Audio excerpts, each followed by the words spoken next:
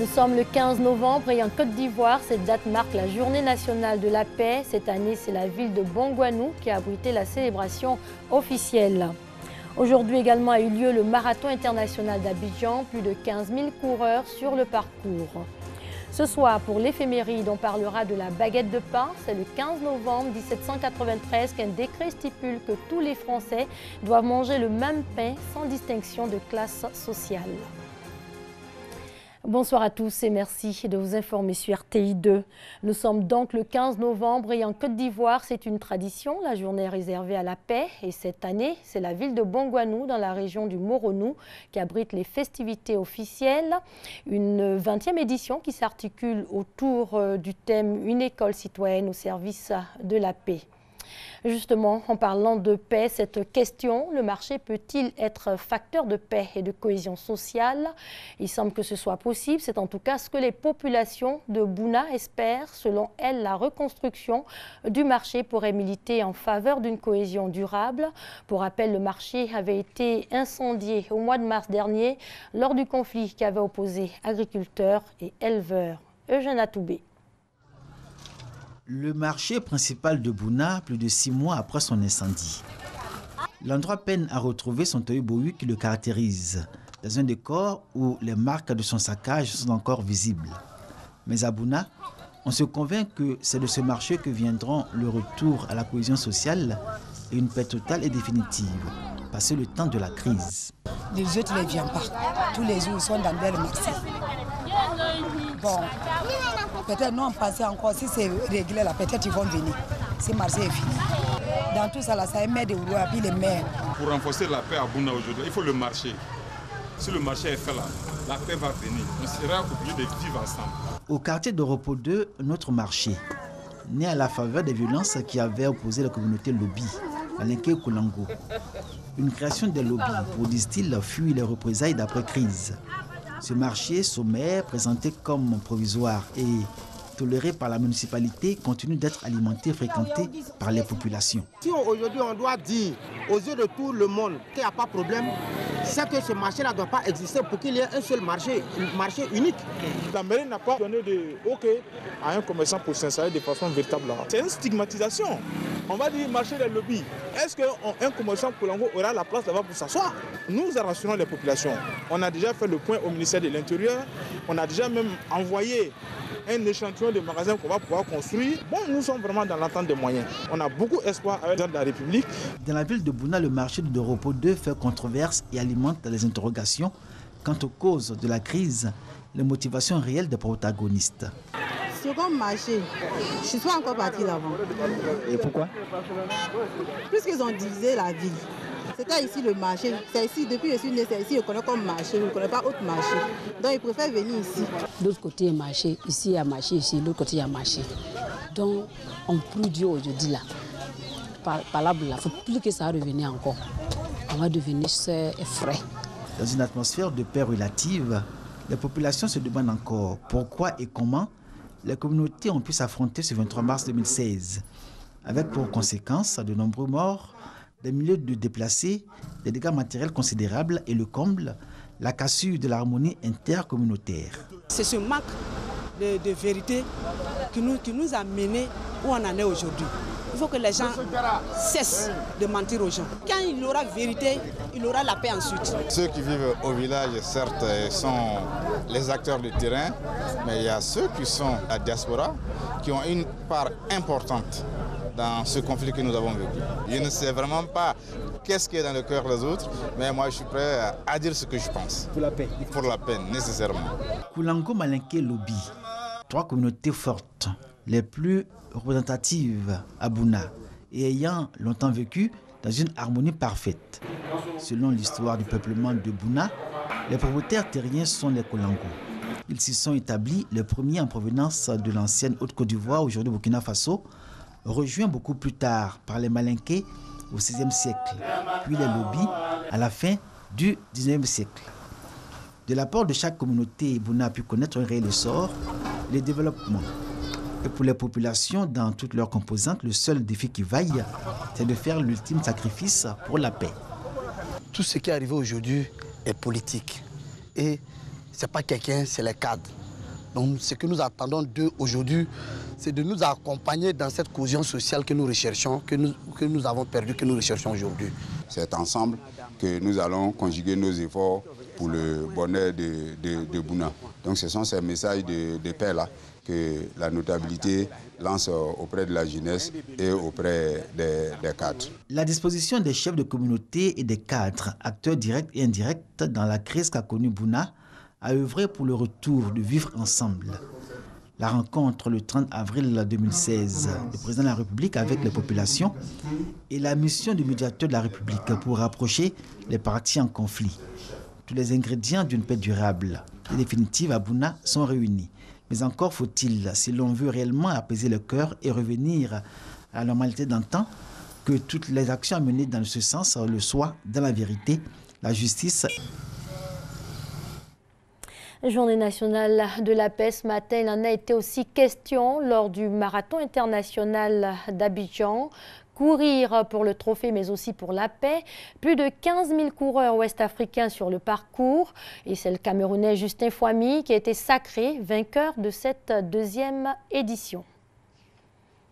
Et en bref, football, la Côte d'Ivoire dispute ce soir un match amical face à la France. Ce sera à 20h à Lens. Ce n'est pas la première fois que les deux équipes s'affrontent. La première fois, c'était à Montpellier, le 17 août 2005. Les Français s'étaient imposés alors par 3-0.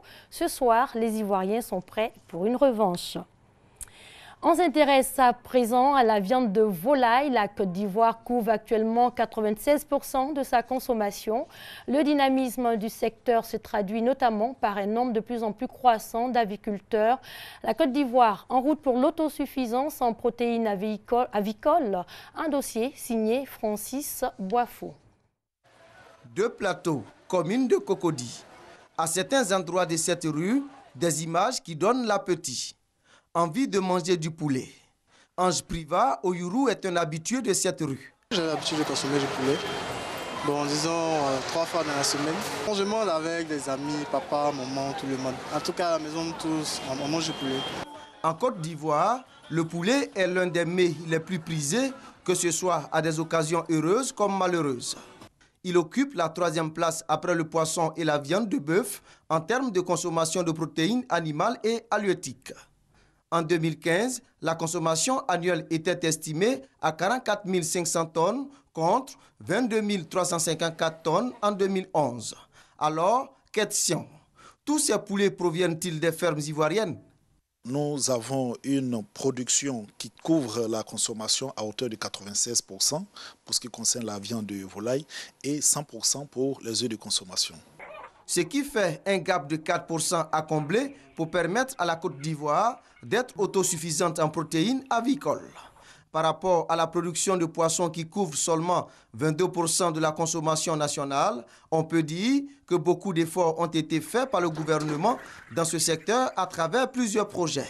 L'exemple du programme d'appui à la production avicole nationale PAPAN, mis en œuvre en 2012 par le ministère des Ressources animales et halieutiques.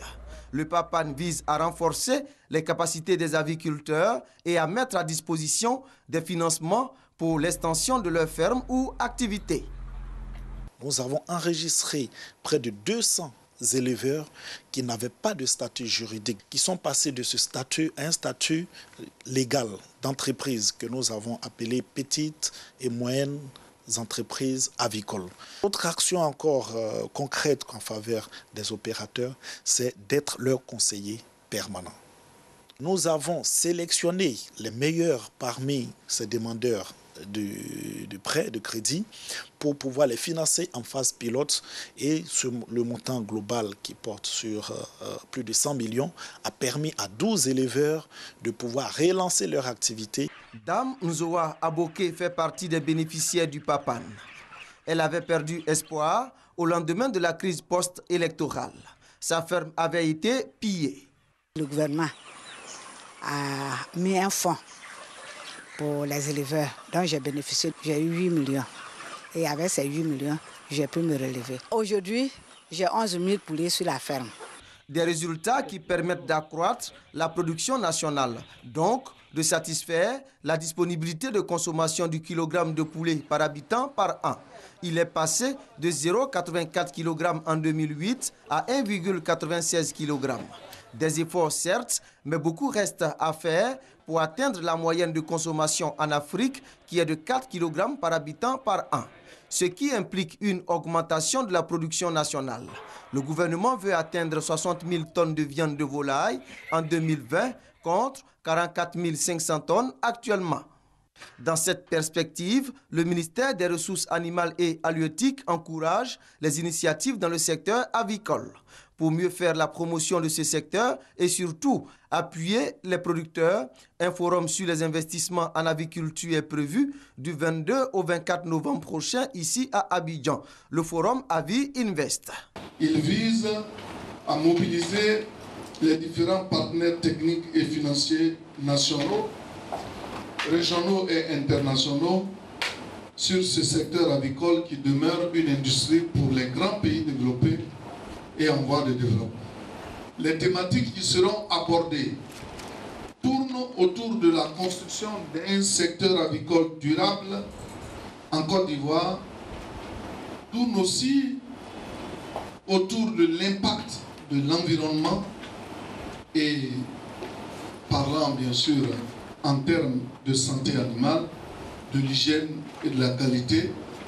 Près de 300 personnes venant du Brésil, de l'Inde, de la France, d'Afrique du Sud, de la Tunisie et du Sénégal prendront part à cette rencontre pour booster l'aviculture en Côte d'Ivoire à travers des partenariats entre les fermiers ivoiriens et leurs collègues de ces autres pays. Ce soir, pour l'éphéméride, on parle de la baguette de pain. C'est une variété de pain reconnaissable à sa forme allongée. C'est l'un des symboles typiques de la France et plus particulièrement de Paris. Nous intéressons au 15 novembre 1793. Ce jour-là, un décret stipule que tous les Français doivent manger le même pain, qu'ils soient riches ou pauvres. Tous les boulangers, par ailleurs, sont tenus de faire une seule sorte de pain sous peine d'incarcération. L'histoire de la baguette avec Franck Coyot. Le pain.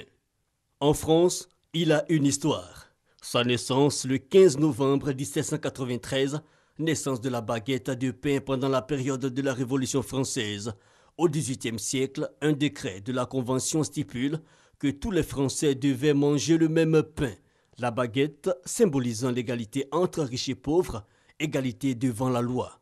Tous les boulangers sont tenus sous peine d'incarcération de faire une seule sorte de pain. Le pain égalité. En 1856, Napoléon III, à son tour, tente de réglementer la taille et le poids du pain, 40 cm et 300 grammes environ. Au XVIIIe siècle, 90% de la population tire ses calories quotidiennes du pain. Au XXIe siècle, le Français en consomme environ 150 grammes à jour. Une chute qui ne fait pas perdre au pain, à la baguette surtout, son qualificatif de reine des pains. Inventée au tournant du XXe siècle, la baguette, avec sa forme longue, est le pain le plus demandé dans les boulangeries. Auparavant, le pain était sous forme de miche et se conservait plus longtemps. Mais aujourd'hui, les boulangers ont découvert qu'en pétrissant beaucoup plus longtemps et plus vite, on obtient un pain plus développé, plus volumineux et très blanc. La modernisation des boulangeries est depuis ce temps en marche partout dans le monde.